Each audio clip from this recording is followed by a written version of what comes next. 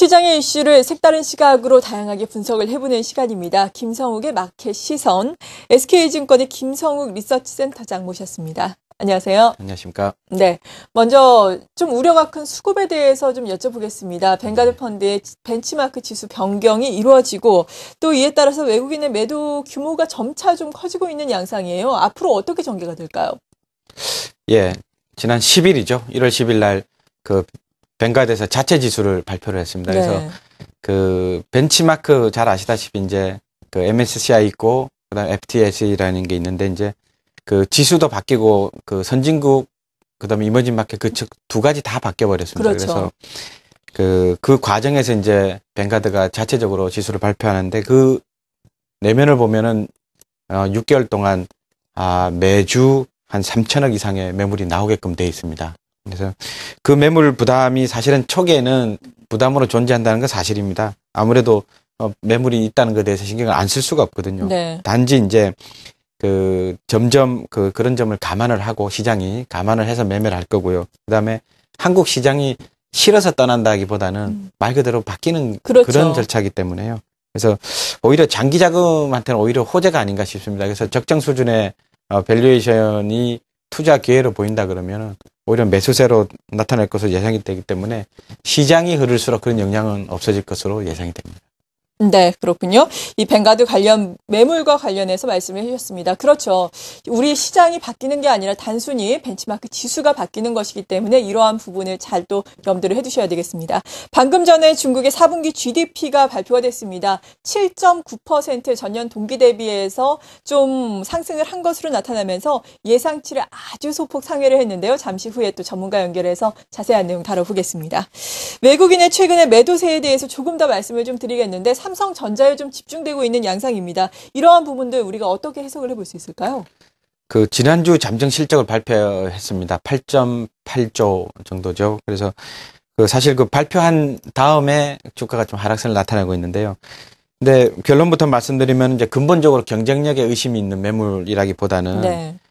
그 1, 4분기에 이제 신제품에 대한 또는 단기 그 모멘텀에 약간의 의문이 때문에 매물이 좀 나오는 것 같습니다. 그래서 바꿔 말씀드리면은 그 실제로 이제 그 1, 4분기에 8조 4천억의 이제 그 영업이익의 시장 컨센서스도 있고 그다음에 신제품에 대해서 핸셋뿐만 아니라 반도체 쪽도 상당히 이제 좋아지고 있습니다. 그래서 그 기본적인 경쟁력의 문제가 아니라 그래서 그 수급 문제만 해결되면은 언제든지 그 아직은 삼성전자에 대해서 이제 그렇게 주가가 부담스러운 수준이 아니라고 판단이 되기 때문에 언제든지 돌아설 수 있다 이렇게 보입니다. 네. 그리고 지난주에는 이 베이시스 아쿠아시의 차익 매수장과의 매물화를 경계를 해야 한다라고 말씀해 주셨는데 말씀해 주신 것처럼 베이시스가 좀 악화되면서 프로그램 쪽에서 매물이 좀 나왔었거든요. 앞으로 이 시장은 어떻게 봐야 될까요? 예, 실제로 프로그램 매도가 조금씩 나오고 있습니다. 근데 네. 그 베이시스 악화도 걱정이 됩니다만은 사실 최근에 나온 물량 중에 일부는 그 환율의 차익을 실현하기 위해서 나온 물량도 많습니다. 그래서 실제로 베이시스가 1.85 정도면은 이론보다는 상당히 높은 수준이라서 그렇게 베이시스 악화에 대한 차익 매물은 생각보다 덜했습니다. 근데 그럼에도 불구하고 차익 매도가 나온 거는 지금 환율이 1,050원대 정도까지 갔기 때문에 그 환에서 많이 그 이익을 실현하는 물량이 나온다. 이렇게 보시면 되겠습니다. 이제 단지 여전히 그 아직도 그 차익 잔고가 5조 이상의 뭐 작지 않은 규모입니다. 네. 그리고 언제든지 그 시장의 여하에 따라서는 그 베이시스가 줄을 수도 있고 그다음에 환 부분에서도 매도 차익이 나올 수 있기 때문에 그래서 사실은 뭐 계속 주의해서 보셔야 될 변수 중에 하나로 생각됩니다. 네, 그렇군요. 이렇게 수급상의 여러 가지 좀 부담되는 측면이 없지 않아 있습니다. 이런 가운데 뭐 외국인도 그렇고요. 지금 기관 같은 경우에도 거의 관망세를 나타나고 있는데 그나마 기관 중에서도 연기금이 계속해서 순매수에 나서주면서 시장은 그나마 좀 버틸 수 있는 게 아닌가 싶거든요. 연기금의 앞으로의 매수 여력 어떻게 보십니까? 예, 연기금의 특징을 잠깐 점검을 한번 해보겠습니다.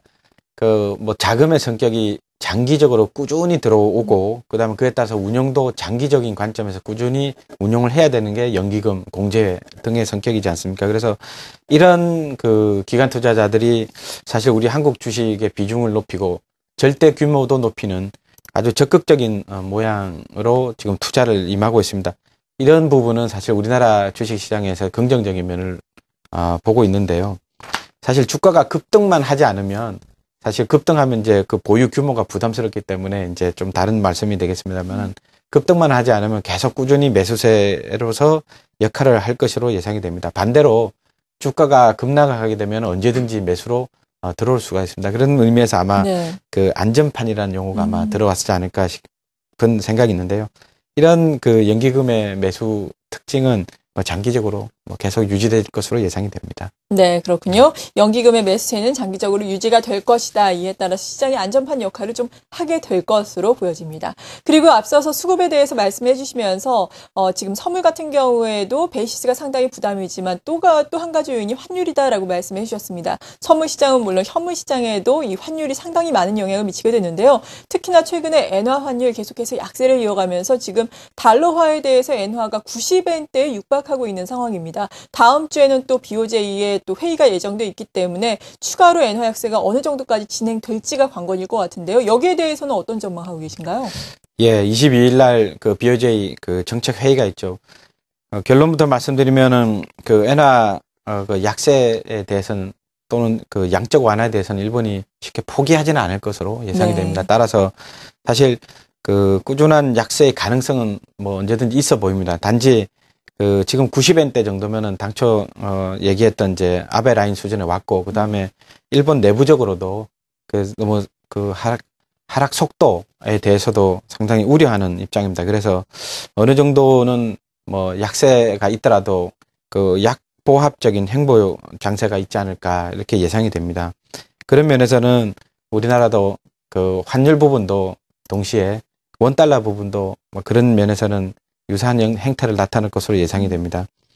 그 다음 주에 그 일본뿐만 아니라 한국 그다음에 중국에서도 지표들이 많이 나오게 됐습니다. 네. 한국은 우리 그 GDP가 발표가 예정돼 있죠. 그래서 지금 시장 컨센서스는 1.8% 정도 되는데 사실 그 전 분기 대비로 환산을 하게 되면은 그 1% 미만의 가능성이 높습니다. 그래서 계속 1% 미만대의 성장률을 보인다는 거는 굉장히 고민의 수준이 아닌가 싶습니다. 그래서 네. 지금 정부 입장에서도 그 경기 부양 또는 특히 이제 부동산 시장 쪽에 대한 의존도가 점점 올라가는 그런 모양으로 나타나고 있습니다. 그래서 이런 부분에서 고민을 많이 하실 걸로 예상이 됩니다. 중국은 이제 PMI, 그 HSBC에서 발표하는 PMI 지수, 그 제조업 지수가 이제 예정이 되어 있습니다. 네. 12월 달에 그 51%를 좀 넘게 나왔습니다. 근데 그 그간에 이제 중국의 그 수출이라든지 아니면은 그 신규 주문 재고 스프레드 등을 볼 때 여전히 51% 수준 또는 그 이상도 지표가 가능할 것으로 예상이 돼서 중국에 대한 굿뉴스는 조금 더 이어질 수 있다 이렇게 보여집니다. 네, 중국 경제지표 호전은 계속해서 이어질 수 있겠다라고 말씀해 주셨는데 방금 전에도 전해드린 것처럼 4분기 GDP 성장률이 발표가 됐습니다. 예상치는 소폭 상회하는 수준, 전년 대비해서 7.9% 증가를 한 것으로 나타났는데요. 하지만 상하이 종합지수를 보자면은 여기에 약간 실망을 했는지 약 0.8%의 상승률에서 0.4%의 상승률로 좀 상승폭이 둔화가 됐거든요. 이번 GDP 성장률 같은 경우는 어떻게 봐야 될까요? 그 시장 컨센서스 7.8을 초과했다는 의미에서 예. 보면은 그 나쁜 뉴스는 아닙니다. 그렇죠. 어차피 그 기대치에 또는 발표된 걸 기다렸다가 나온 시장의 반응은 이제 그 매도 타이밍으로 잡는 경우도 많거든요. 네. 그래서 이 자체 숫자에 대해서 실망 숫자는 절대로 아니고요. 예. 그래서 지난번에 저희들 말씀드린 내용 중에 하나가 그동안에 말 그대로 분기 데이터라서 이제 분기 사이에 일어났던 여러 가지 경제적인 지표들을 보니까 그 뭐 투자면 투자, 소비면 소비, 그다음에 수출까지도 이제 굉장히 좋은 숫자가 나왔다 그랬지 않습니까? 네. 그래서 컨센서스보다 좀 더 나올 수 있다라고 저희는 말씀드렸는데 사실 뭐 0.1% 정도 소폭이나마 잘 나와서 다행입니다. 근데 그 앞으로가 문제일 것 같습니다. 앞으로도 사실 그 중국이 작년 그 1, 4분기가 8.1% 성장을 했고요. 그다음에 2, 4분기는 7.6%, 그다음에 3, 4분기가 7.4%. 그래서 굉장히 하락의 길을 걸어서 많이 우려했던 건데 네. 사실 7.9면은 작년 1분기 정도 근처까지로 예, 다시 갔다는 측면에서 보면은 뭐 바닥을 찍고 확연히 돌아섰다는 거에 그렇죠. 대해서는 예, 좀 더 강한 그 확신을 가질 수 있자라고 생각이 되고요. 실제로 그 중국 정부가 그 바오바라 그러죠. 8% 성장에 대해서 계속 그 목표를 그 추진을 하고 있고 네. 물가 상승률 또한 4% 안에서 잡히면은 여전히 이제 그 고소 성장에 대해서 추진을 계속 할 거라는 믿음들이 시장에 여전히 있을 겁니다. 그래서 좀 더 아직까지는 좀 괜찮아 보이는 그런 상황입니다. 네. 중국 경기 아무튼 바닥을 찍고 올라섰다는 점을 확인해 준다는 점에서 상당히 의미가 깊은 경제 지표가 아니었나 싶습니다. 4분기의 GDP 성장률과 더불어서 산업 생산과 소매 판매도 12월 경제 지표가 또 발표가 됐습니다. 이러한 부분들 잠시 후에 중국 전문가와 함께 보다 자세하게 짚어보겠습니다. 양대 시장에 대해서 또 마지막으로 정리를 해봐야 할 텐데 일단은 좀 쉬어가는 양상입니다. 코스닥 같은 경우에는 500선을 깨지는 않았지만 상승 탄력이 상당히 많이 둔화가 됐거든요. 양대 시장 다음 주에도 약간 조정은 이어질까요? 어떻습니까? 예, 그 주간 전망입니다만은 예. 뭐 중기 전망을 잠깐 검토를 네. 좀 해볼 필요가 있을 것 같습니다. 사실 이제 환율 부분도 그렇게 강한 움직임에서 이제 일단락이 난 상황이고요. 그다음에 실적 부분도 계속 이제 우려되는 부분도 있고 외국인 자금 흐름도 좀 정체된 느낌입니다. 그래서 이제 이런 점을 돌파하기 위해서는 색다른 지표나 그 경제 이벤트가 있어야 되는데 저희들은 그 중기적 관점에서 이제 미국의 경제 지표를 좀 더 좋게 보는 그 포인트 지표를 그 건설 쪽에서 나오는 건설 고용으로 보고 있습니다. 그래서 네. 사실 그 주택 착공 지수에 대해서 그 체감적으로 관심을 가질 필요가 있다고 지난주에 말씀드린 이유도 주택이라는 게 착공된 뒤에 한 1년 정도 되면 본격적으로 이제 그 공사 인력이라든지 고용을 해야 됩니다. 그래서 1년 정도 뒤면은 고용이 원활하게 됩니다. 그게 지금 2분기 정도, 2, 4분기 정도 때부터 미국이 그 건설 부분에서 고용이 활발하게 됩니다. 그래서 그런 2분기 때 고용 활발한 거를 뭐 예측이 가능하기 때문에 사실 그걸 염두에 두고 그 전까지 정도는 시장이 좀 긍정적으로 움직일 수 있습니다만은 눈에 보이는 수치를 보고 투자하자는 입장에서는 사실 그 밴드 플레이라 그러죠. 네. 그러니까 이렇게 밴드를 정해놓고 그 올라가면은 좀 우려 때문에 조금 매도세가 나오고 또 떨어지면은 또 다시 저가 매수세가 나오는 그런 밴드 플레이가 조금 이어질 수 있지 않을까 이렇게 생각이 됩니다. 그런 네. 차원에서 보면은 주가가 좀 부담스러웠을 때는 매도를 하거나 아니면은 그 저베타 종목이라 그러죠. 그래서 뭐 생활 관련주, 통신 관련주라든지 그런 좀 편입시키고 반대로 밑에서는 이제 주식 비중을 넓히거나 네. 높이거나 아니면 하이베타 종목을 바꿔 타는 그런 장세가 사실은 저 중기적인 관점에서 뭐 다음 주에 국한되지 않더라도 네. 그런 좀 지금은 그런 관점에 접근하는 게 맞다 이렇게 생각됩니다. 네, 밴드 플레이가 필요하다라고 말씀해 주셨는데 마지막으로 이 상단과 하단 간략하게 좀 지수만 말씀해 주시면 좋을 것 같아요. 2000포인트 기준으로 삼는 거 있습니다. 그래서 사실 표현상으로 이제 100포인트라고 말씀을 드리는데 근데 그 안쪽에서라도 언제든지 시황에 따라서는 좀 그러니까 2000포인트 플러스 마이너스 0.5 안쪽에서 왔다 갔다 할 것으로 예상이 됩니다. 네, 잘 알겠습니다. 시장의 주변 여건들에 대해서 자세한 도움 말씀 들어보면서 투자 전략까지 알아봤습니다. SK증권의 김성욱 리서치 센터장이었습니다. 감사합니다. 감사합니다.